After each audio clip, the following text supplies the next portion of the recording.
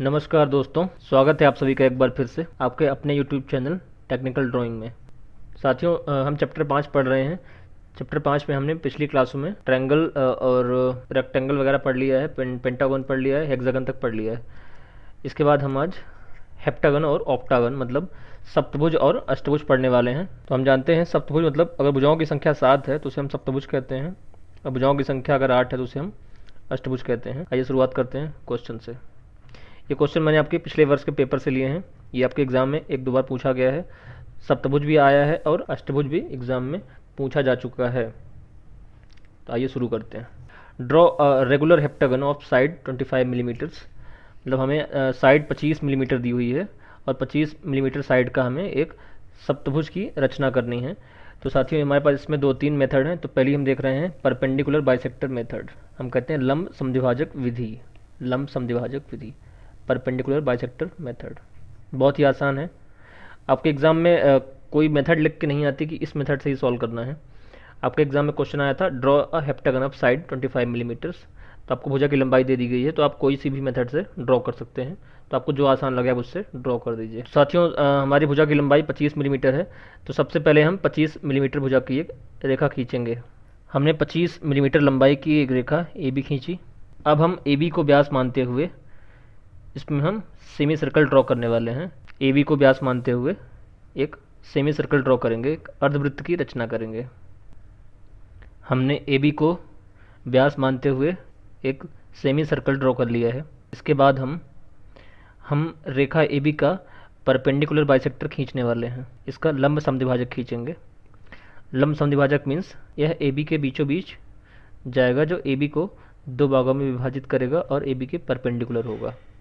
ये करना आसान है। आप ए बी चाप मापकर बिंदु ए और बिंदु बी को केंद्र मानकर ऊपर की तरफ और नीचे की तरफ दो चाप काटेंगे और उनको मिलाने वाली रेखा ही हमारी परपेंडिकुलर बाइसेक्टर होगी। हमने ए बी का परपेंडिकुलर बाइसेक्टर खींचा है जो हमारे सेमी सर्कल को एक बिंदु पर काटता है। हम इस बिंदु का नाम बिंदु 4 रख रहे हैं। हमारा ये बिंदु 4 है।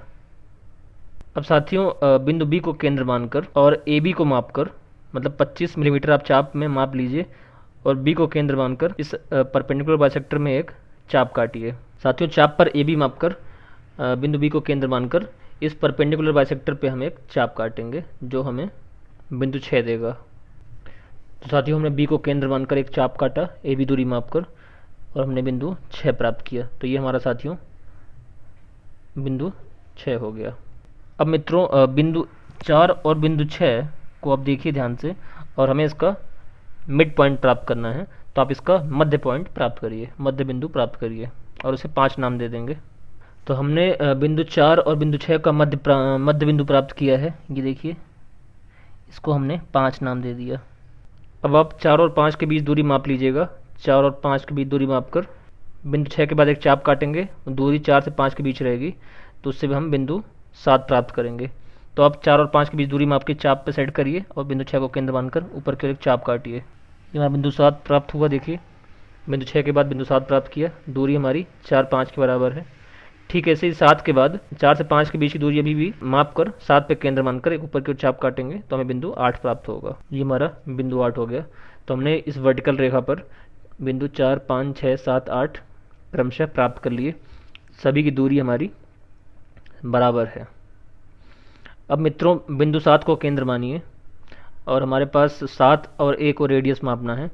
तो बिंदु 7 को केंद्र मानते हुए, तो देखिए ये हमारा बिंदु 7 हो गया। ये देखिए मैंने रेड से मार्क कर दिया है। तो हमारा बिंदु 7 और ए को या फिर 7 और बी को रेडियस मापते हुए एक सर्कल ड्रॉ करना है। हमने बिंदु 7 को केंद्र मानकर 7a रेडियस मापकर हमने एक सर्कल ड्रॉ कर दिया है। अब आप इस सर्कल पर लगातार चाप काटेंगे। ए बी को माप लीजिए। साथियों, ए बी माप कर चाप पर आप बिंदु बी से बिंदु सी, बिंदु सी से बिंदु डी, बिंदु डी से बिंदु ई, आप क्रम से चाप काटेंगे और बिंदु सी डी ई एफ और जी तक प्राप्त करेंगे।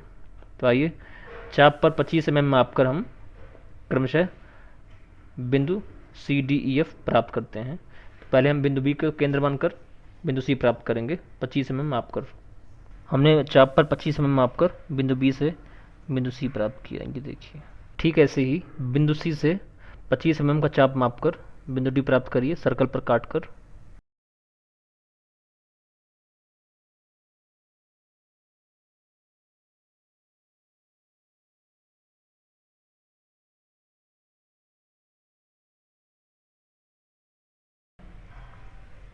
ये हमारा बिंदु जी हो गया। अब बिंदु जी से 25 mm का चाप काटकर बिंदु ए से मिला दीजिए। ये देखिए, तो ये हमारा हेप्टागन प्राप्त हो गया। इस भुजाओं की संख्या 7 है, अतः हमारा ये सप्तभुज हमारा तैयार है। तो हमने स्टेप लिखा था, देखिए पहला हमने क्या किया है, यहाँ पे मैं इसको रेड पेन से ड्रॉ कर देता हूँ। हमने ड्रॉ ए बी किया है, ए बी की रचना करी 25 मिलीमीटर, 25 mm व्यास मानते हुए हमने सेमी सर्कल ड्रॉ किया। Perpendicular bisector of A B हमने खींचा टू गेट 0.4, हमने 0.4 यहाँ से प्राप्त किया था। हमने बिंदु बी से 25 mm का चाप लेकर इस परपेंडिकुलर बाइसेक्टर पर काटा टू गेट 0.6 हमने यहाँ से प्राप्त किया है। और 4 और 6 को के बीच बीच हमने मिड पॉइंट प्राप्त किया, मिड पॉइंट ऑफ 4 और 6, तो 5 प्राप्त हो गया हमें। ठीक है, ऐसे ही 7, 8, 7 और 8 को प्राप्त किया। इसकी लंबाई हमारे पास 4 to 5 के बराबर वाली थी। अब हमने बिंदु 7 को केंद्र मानकर 7 रेडियस का सर्कल ड्रॉ किया है। Cut A B on circle to get C D E F G. तो हमारा जो ए बी सी डी प्राप्त हुआ है, A B C D E F G, ये हमारा आंसर, ये हमारा हेप्टागन है। आपको स्टेप याद रखने होंगे बस। तो इस तरह हमारा A B C D E F G हमारा हेप्टागन प्राप्त हो गया है। इसमें भुजाओं की संख्या 7 है, और चूंकि ये एक सप्तभुज है या रेगुलर पॉलीगन है, इसलिए सभी भुजाओं की लंबाई भी बराबर होगी और प्रत्येक कोण भी बराबर होंगे, ये हम जानते हैं। अच्छा मित्रों, एक चीज़ और है, अगर आपके पास क्वेश्चन आता है कि draw a heptagon circumscribing a circle, तब भी आप यही क्वेश्चन सॉल्व करेंगे। देखिए इसमें सर्कल हमारे हेप्टागन को सर्कमस्क्राइब कर रहा है या सर्कल बाहर की तरफ है। यह प्रश्न आता है कि एक सर्कल के भीतर एक हेप्टागन की रचना करें जिसकी भुजा की लंबाई 25 मिलीमीटर है, तब भी हमारा आंसर सेम होगा। तो हमारे इसी क्वेश्चन में ही 3 क्वेश्चन छुपे हुए हैं, तो आप अच्छे से इनका अभ्यास कर लीजिए। आइए अगला क्वेश्चन देखते हैं। साथियों, हमारा अगला प्रॉब्लम अष्टभुज से संबंधित है, ऑक्टागन, अष्टभुज, जिसमें भुजा की लंबाई हमारी 36 मिलीमीटर है। ये देखिए, draw octagon of side 36 millimetres. बहुत ही आसान है, हम जानते हैं कि ऑक्टागन में भुजाओं की संख्या n=8, तथा अगर आपको प्रत्येक कोण का मान ज्ञात करना है तो साथियों ये होता है n-2 इंटू 180। तो यहाँ n के स्थान पे आप 8 पुट करेंगे तो ये आपका आ जाएगा 1080 डिग्री। वैसे अगर आप प्रत्येक कोण निकालना चाहें, प्रत्येक कोण, तो ये आपका हो जाएगा 135 अंश का। तो हमारा एक कोण इसमें 135 अंश का होता है। तो किसी भी रेगुलर ऑक्टागन में हमारा प्रत्येक कोण 135 अंश का होता है। तो सबसे पहले शुरुआत करते हैं। चलिए हम सबसे पहले एक रेखा खींचेंगे जिसकी लंबाई 36 मिलीमीटर होगी। तो आइए शुरू करते हैं। हमने रेखा ए बी ड्रॉ की जिसकी लंबाई 36 मिलीमीटर है। अब चूंकि हम जानते हैं कि हमारा प्रत्येक कोण 135 अंश का है, तो हम बिंदु ए और बिंदु बी पर 135 अंश का कोण बनाएंगे। हमारा आंतरिक कोण है 135 डिग्री। तो आइए बिंदु ए और बिंदु बी पर 135 अंश का कोण बनाइए। बिंदु बी पर हम 135 डिग्री का कोण बनाते हुए एक रेखा खींचेंगे जिसकी लंबाई हमारे पास 36 मिलीमीटर होगी। क्योंकि हम जानते हैं कि प्रत्येक भुजा की लंबाई 36 मिलीमीटर है। आप कोण ड्रॉ करने के बाद चाप काटकर बिंदु सी प्राप्त कर लेंगे। ये देखिए, तो हमने बिंदु सी प्राप्त किया है जिसकी लंबाई हमारे पास 36 मिलीमीटर से, ये 36 मिलीमीटर है, और हमारा ये कोण 135 अंश का है। अगर आप चाहें मित्रों तो आप इस कोण को ना ड्रॉ करते हुए आप ये कोण ड्रॉ कर दीजिए। ये कोण 45 डिग्री का होगा। तो आपको जो सहज लगे आप वो कोण ड्रॉ कर दीजिए। ठीक है, ऐसे ही बिंदु ए पर हम 135 अंश का कोण ड्रॉ करेंगे।